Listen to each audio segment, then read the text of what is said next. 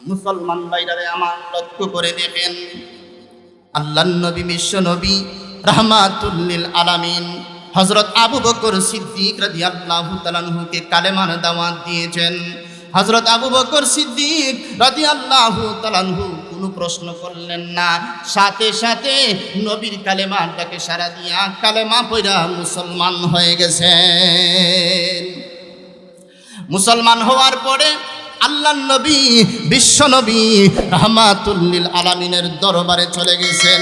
গিয়ে আল্লাহর নবীকে লক্ষ্য করে বলেন, ওগো নবীজি, আপনার উপরে পবিত্র কুরআনুল কারীমের যেই আয়াতগুলো নাজিল হয়, এখান থেকে কিছু আয়াত আমাকে দিয়া দেন।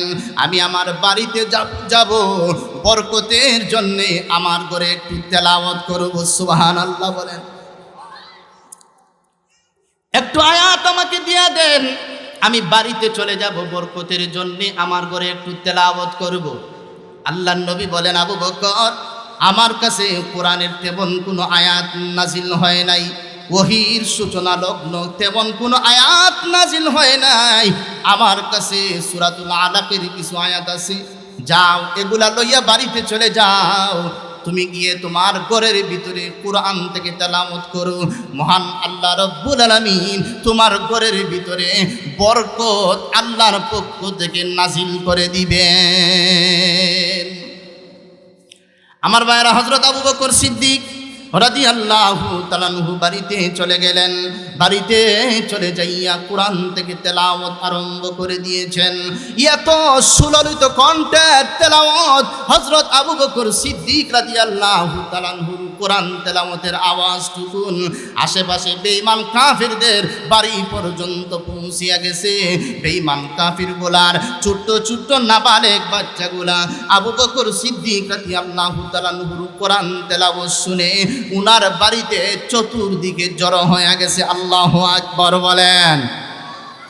উনার বাড়ি চতুর্দিকে জড়ো হয়ে গেছে কোরআন তেলাওয়াত শোনার জন্যে। কারণ কোরআন তেলাওয়াতের ভিতরে মজা আছে না নাই? স্বাদ আছে না নাই? আর একটু জোরে বলেন, আছে না নাই? কোরআন তেলাওয়াতের ভিতরে স্বাদ আছে, কোরআন তেলাওয়াতের ভিতরে মজা আছে। বেঈমান কাফিরগুলার সন্তানগুলি আবু বকর সিদ্দিক রাদিয়াল্লাহু তাআলা আনহুর ঘরের চতুর্দিকে যখন আয়েশা কোরআন তেলাওয়াত শুনতেছে, কোরআন তেলাওয়াত শুনতেছে, বেঈমান কাফিরগুলা চিন্তা করলো, এইভাবে যদি আমাদের সন্তানগুলি আবু বকরের কোরআন তেলাওয়াত যদি শুনতে শুনতে যদি একদিন যদি তার প্রতি মুগ্ধ হইয়া যায়, আমাদের সন্তানগুলি আবু বকরের রবের কালেমা পড়ে মুসলমান হয়ে যাবে।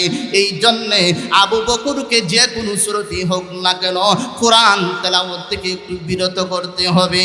এই জন্যে বেঈমান কাফিরগুলা তারা মিটিং করে সিদ্ধান্ত গ্রহণ করেছে, আবু বকরের বাড়িতে যাব, গিয়ে আবু বকরকে বলবো, আবু বকর কোরআন তেলাওয়াত করবা, ভালো কথা, আস্তে আস্তে তুমি তেলাওয়াত করবা, উচ্চ কণ্ঠে কোরআনের তেলাওয়াত তুমি করবা না। বেঈমান কাফিরগুলা আবু বকর সিদ্দিকের কাছে গিয়ে বলে, হ্যাঁ আবু বকর, কোরআন তেলাওয়াত করবা, কোনো অসুবিধা নাই, তবে তোমার কাছে আমাদের আবদার হলো তুমি আস্তে আস্তে কোরআন তেলাওয়াত করবা, উচ্চ কণ্ঠে তুমি তেলাওয়াত করবা না। আবু বকর বলে, অসুবিধা নাই, আস্তে তেলাওয়াত করলেও আমার আল্লাহ শুনে, জুড়ে তেলাওয়াত করলেও আমার আল্লাহ শুনে, অতএব অসুবিধা নাই, আমি আস্তে আস্তেই কোরআন তেলাওয়াত করব। আল্লাহু আকবার বলেন। হযরতে আবু বকর সিদ্দিক রাদিয়াল্লাহু তাআলা আনহু পরের দিন কোরআন তেলাওয়াত শুরু করে দিয়েছেন। প্রথমেই তিনি আস্তে আস্তেই তেলাওয়াত শুরু করে দিয়েছেন। এরপরে কিছুক্ষণ পরে ঈমানি জোশ উঠে গেছে, সাথে সাথে নিজেকে আর কন্ট্রোল করতে পারলেন না, আওয়াজটুকু মোটা হয়ে গেছে, উচ্চ কণ্ঠে আল্লাহর কালাম তেলাওয়াত শুরু করে দিয়েছেন, উচ্চ কণ্ঠে তেলাওয়াত আরম্ভ করে দিয়েছেন। আমার ভাইরা, বেঈমান কাফিরগুলা রাগান্বিত হয়ে গেছে, রাগান্বিত হইয়া দৌড়াইয়া আবু বকরের বাড়িতে চলে এসেছে। আবু বকরকে নির্যাতন শুরু করে দিয়েছে, এমন ভাবে নির্যাতন করেছে আবু বকর সিদ্দিক রাদিয়াল্লাহু তাআলা আনহুর সমস্ত শরীর রক্তে লাল করে দিয়েছে। আবু বকর সিদ্দিক রাদিয়াল্লাহু তাআলা আনহুর মাথা থেকে পা পর্যন্ত সমস্ত শরীর জাজরা হয়ে গেছে। চেহারার দিকে তাকাইলে আবু বকর বলে কোনো পরিচয় পাওয়া যায় না। এমনভাবে তারা নির্যাতন শুরু করে দিয়েছে। কিসের কারণে? কোরআন তেলাওয়াত করার কারণে, আল্লাহর কালাম তেলাওয়াত করার কারণে। হযরত আবু বকর সিদ্দিক রাদিয়াল্লাহু তাআলা আনহু তিনি এবার একটা গর্তের ভিতরে বেহুশ হইয়া পড়া আছেন। এমনি মুহূর্তে এই সংবাদটুকুন আবু বকর সিদ্দিকের মার কানে গিয়ে পৌঁছিয়া গেছে। আবু বকর সিদ্দিকের মা যেই মুহূর্তে শুনতে পারলেন আমার সন্তানের উপর নির্যাতন করা হয়েছে, আমার সন্তানকে নির্যাতন করা হয়েছে, সাথে সাথে পাগলের মতো দৌড়াইয়া চলে আসলেন। আয়েশা দেখেন আবু বকরের চেহারার দিকে তাকাইলে আবু বকর বলে কোনো পরিচয় পাওয়া যায় না। এমনভাবে তারা নির্যাতন আরম্ভ করে দিয়েছে। হযরত আবু বকর সিদ্দিক রাদিয়াল্লাহু তাআলা আনহুর মা চোখের পানি আটকায় রাখতে পারলেন না। চোখের পানি সাইরা দিয়ে কান্না শুরু করে দিয়েছেন। আর কান্না মাহাকুণ্ঠে আবু বকরকে ডাক দিয়ে বলে, আবু বকর, আমি তো কতদিন তোমাকে বলেছিলাম তুমি মুহাম্মদের দ্বারে কাছে যাইবা না, কালেমা পড়ে তুমি মুসলমান হবা না। আমি তো আগেই তোমাকে বলেছিলাম তুমি আমার কথা যদি একটু মান্য করতে, বেঈমান কাফেরগুলা তোমাকে এইভাবে মারতো না। আবু বকর সিদ্দিক রাদিয়াল্লাহু আনহু চমৎকার একটা জবাব দিয়ে বলেন, ওগো মা, আমাকে বেঈমান কাফেরগুলা নির্যাতন করেছে, আল্লাহর কালাম তেলাওয়াত করার কারণে নির্যাতন করেছে। ওগো আমার মা, শুনে রাখেন গো মা, একদিকে যদি আমার কোরআনকে রাখা হয়, আর একদিকে যদি আমার কোরআন আর আমার নবীকে রাখা হয়, আর একদিকে যদি তামাম পৃথিবী রাখা হয়, আর আমি আবু বকরকে যদি ওয়াফার করে দেওয়া হয়, আবু বকর তুমি কোরআন নিবা, নবীকে নিবা না তুমি পৃথিবীটা নিবা, আমি আবু বকর তোমাকে চূড়ান্ত কথা জানায়া দেই, তামাম পৃথিবী আমি লাথি মাইরা উড়াইয়া দিব, আর দৌড়াইয়া আমি আমার নবী এবং কুরআনকে আমার বুকের মধ্যে আমি মিলাইয়া নিব। হযরত আবু বকর সিদ্দিক রাদিয়াল্লাহু তাআলা আনহুকে এবার আবু বকরের মা লক্ষ্য করে বলেন, আবু বকর, তোমার শরীরটা নিস্তেজ হয়ে গেছে, রক্তলান হয়ে গেছে, এখন একজন ডাক্তারের প্রয়োজন আছে, চলো চলো আমি তোমাকে একজন ডাক্তারের কাছে নিয়ে যাই। আবু বকর ডাক দিয়ে বলে, মাগো, কোন ডাক্তারের কাছে নিয়ে যাইবেন? বলে পৃথিবীতে কত ডাক্তার আছে, যে কোনো একজন ডাক্তারের কাছে তোমাকে নিয়ে যাইব। আবু বকর বলেন, মাগো, দুনিয়ার কোনো ডাক্তারের কাছে নিয়ে যাইতে হবে না, তুমি দেরি না করে আমার নবীর দরবারে আমাকে নিয়ে চলো। আল্লাহু আকবার বলেন। ওগো মা, পৃথিবীর কোনো ডাক্তারের কাছে নিয়ে যাইতে হবে না গো মা, আমার নবী হলেন রুহানিও ডাক্তার, আমার নবী হলেন জিসমানিও ডাক্তার।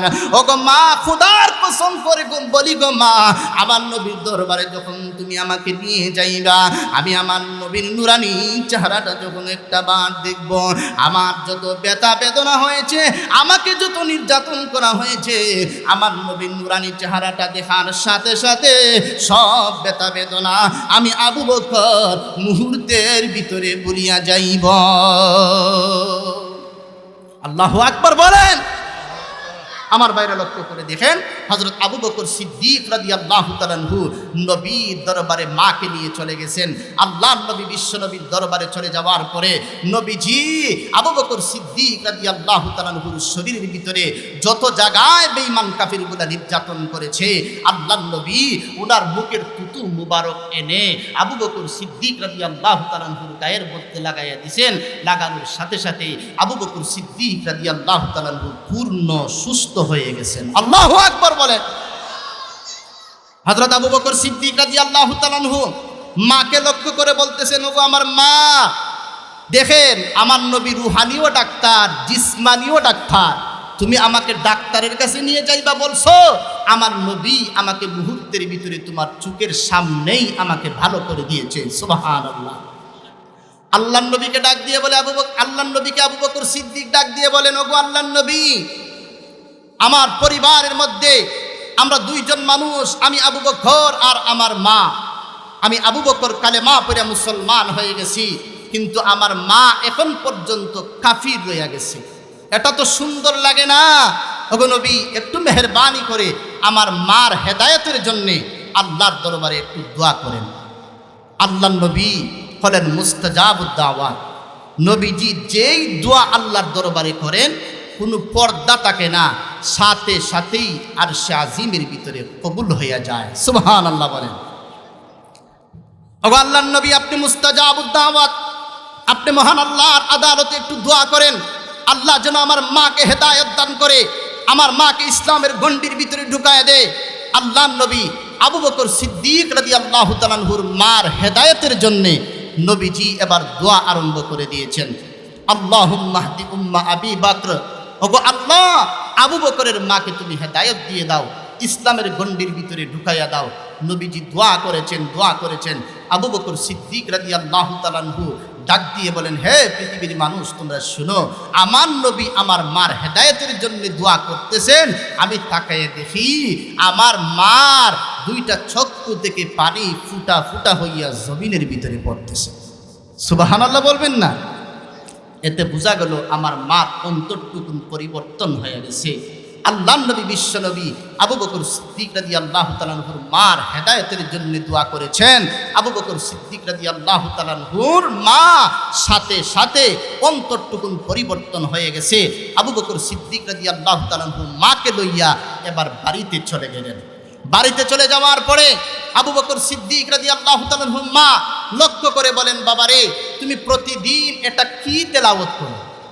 আবু বকর সিদ্দিক রাদিয়াল্লাহু তাআলা আনহু বলেন, ওগো আমার মা, যেই কোরআন তেলাওয়াতের কারণে বেঈমান কাফিরগুলো আমাকে নির্যাতন করেছে, আমার উপর নির্যাতনের স্টিমরুলার চালিয়ে দিয়েছে, ওই কোরআন তো আমি তেলাওয়াত করি। সুবহানাল্লাহ বলেন।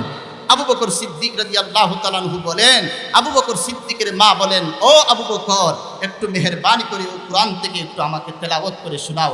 হযরত আবু বকর সিদ্দিক রাদিয়াল্লাহু তাআলা আনহু কোরআন থেকে মাকে একটু তেলাওয়াত করে শুনাইলেন। হযরত আবু বকর সিদ্দিক রাদিয়াল্লাহু তাআলা আনহু মা কোরআন তেলাওয়াত শুনিয়া সাথে সাথে বলেন, আবু বকর আর দেরি করা যায় না, তুমি দেরি না করে তোমার নবীর দরবারে আমাকে নিয়ে যাও, আমি এই মুহূর্তে কালেমা পড়ে মুসলমান হয়ে যাব। সুবহানাল্লাহ বলেন। তাহলে কোরআন তেলাওয়াতে পাওয়ার আছে না নাই? আর একটু জোরে বলতে হবে, আছে না নাই?